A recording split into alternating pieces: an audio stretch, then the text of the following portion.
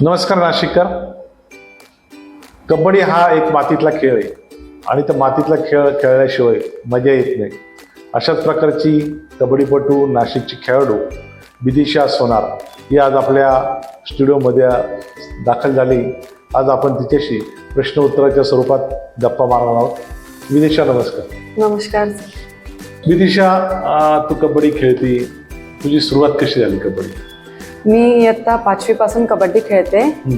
आधी तर फक्त असंच बघायला यायचे की कबड्डी हा खेळ कसा आहे, काय माहित नव्हतं का कसा खेळतात किंवा किती प्लेयर्स असतात, काहीच माहित नव्हतं.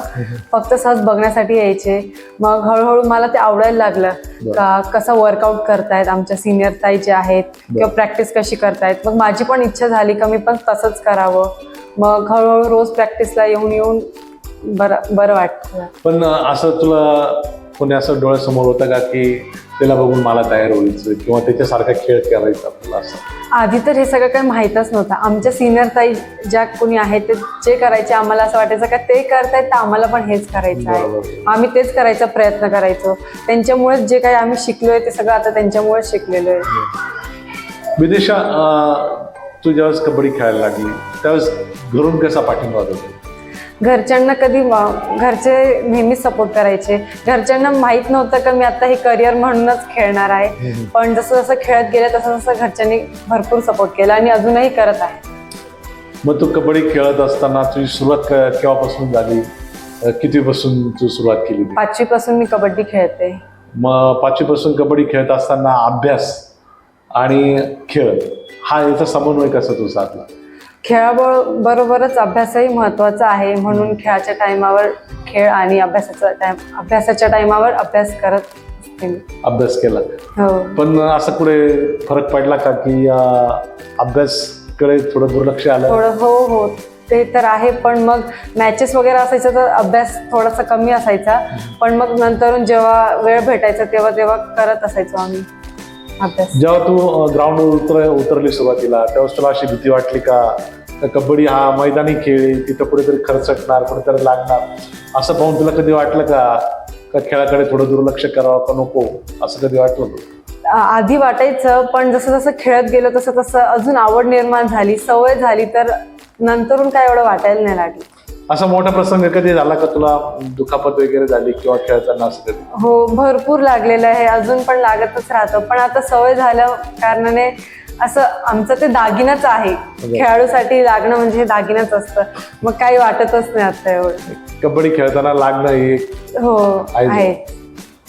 कबड्डी खेळत असताना, अभ्यास करत असताना तुला असं जिल्हा स्तरावर वगैरे तू सुरुवात कशी झाली तुझी? रोजची तर आपला सराव राहायचा, पण त्यानंतर डिस्ट्रिक्टला तू केव्हापासून अशी सुरुवात केली का तुझी खरी अर्थाने सुरुवात झाली?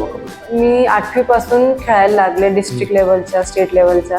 म्हणजे मी खरं तर 7वी पासून खेळत होते, पण काही म्हणजे माझे डॉक्युमेंट्स वगैरे अडचण झालेली. त्याच्यानंतर मग मला तो वर्ष गॅप घ्यावा लागला आणि मी डॉक्युमेंट सगळे क्लिअर करून मग 8वी पासून खेळायला लागले जिल्ह्याच्या संघाकडून. आणि मग त्याच्यानंतर माझी राष्ट्रीय स्पर्धेसाठी निवड झाली. मग त्याच्यानंतर मी शाळेच्या राष्ट्रीय स्पर्धा खेळते आणि असोसिएशनच्याही राष्ट्रीय स्पर्धा खेळते. शाळेत शिकत असताना पुढे 10वी आली, 10वी आणि हा खेळ कसा ऍडजस्ट केला?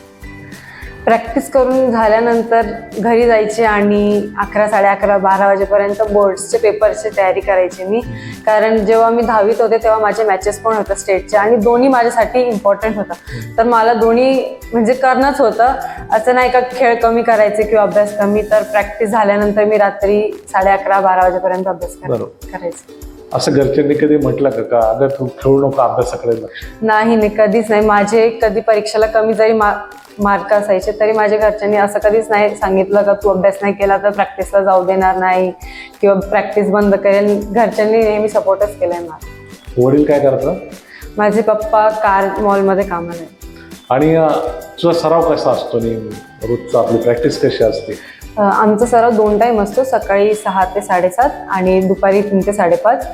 ताई आमची स्वतः 5:45 येते, आमचा फिटनेस वगैरे घेते. रोज अजून पण चालूच आहे, रोजच चालू असते. आणि दुपारी आम्ही प्रॅक्टिसवर जास्त जोर देतो आणि सकाळी फिटनेसवर जास्त जोर देतो. तुमचं प्रॅक्टिस कोण घेतं, कोणत्या मॅडम काय?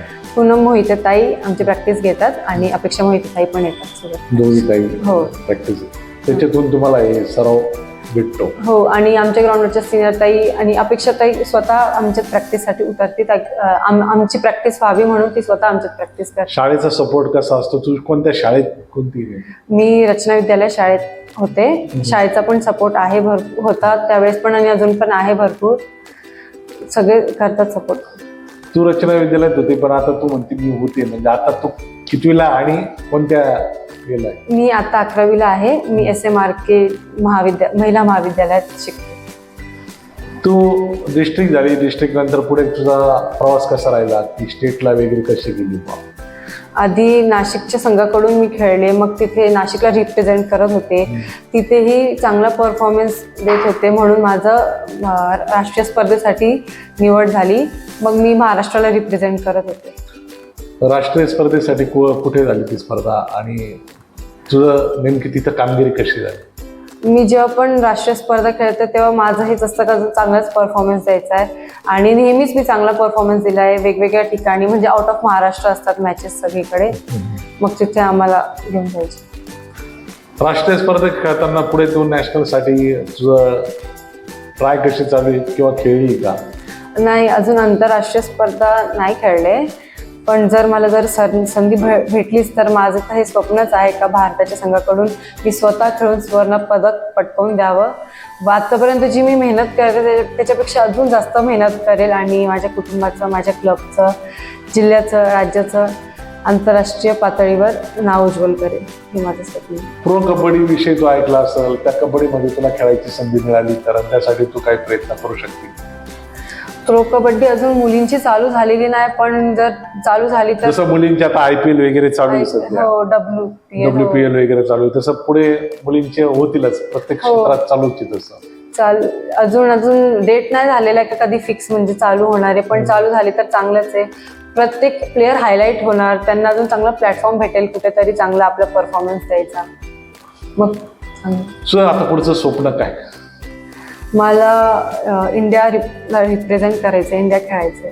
इंडिया खेळायचं, हो. त्यासाठी प्रॅक्टिस करतेच, अजून ह्याच्यापेक्षा अजून भरपूर करायची प्रॅक्टिस. आणि भारताच्या संघाला मी स्वतः In7 खेळून स्वर्ण पदक मिळवून द्यायचंय. तुझ्या समोर आयडल प्लेअर कोणता आहे की जो मी त्याला पाहून प्रॅक्टिस करते त्याच्यासारखं मला व्हायचं? हो, माझ्या रोल मॉडेल असलामी नामदार आहे. पुणेरी पलटण संघाचे कॅप्टन आहेत ते. त्यांचेच मी रेडिंग झालं स्किल सगळं बघते आणि त्यांच्याकडून सगळं शिकते. विदेशात तुझा जर एकंदर प्रवास पाहिला तर तो खरोखर एक कष्टाळू प्रवास आहे आणि जो प्रवास चाललाय तो नक्कीच चांगल्या दिशेने चाललाय. यातून तू नक्कीच एक दिवस भारतीय संघात खेळशील असं आम्हाला वाटतं. तू आज आमच्याशी चर्चा केली, गप्पा मारल्या, त्याबद्दल धन्यवाद.